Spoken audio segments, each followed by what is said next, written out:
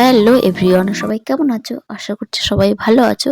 দেখো, সকালে ঘুম থেকে উঠে ফ্রেশ হয়ে সবার জন্য চা বানিয়ে নিলাম। সকালে ঘুম থেকে উঠে দেখছি গলাটা হালকা ব্যথা করছে, একটু হালকা হালকা ঠান্ডা লেগেছে। তাই ভাবলাম একটু আদা দিয়ে ভালো করে লিকার চা বানাই। তাই এখানে দেখো একটু তেজপাতা দিয়ে দিলাম, আর এখানে এক টুকরো আদা দিয়ে দিলাম। আর এখানে দেখো আমি চিনি ইউজ করবো না, চিনির পরিবর্তে মিছরি দিলাম। আগে জানো তো, আমার ঠান্ডা লাগলেই আমার মা মিছরির জল ভালো করে ফুটিয়ে দিত, বলতে এটা খা, আরাম পাবে। এখানে দেখো আমি মিছরির জলও খেলাম আর চাও খেলাম।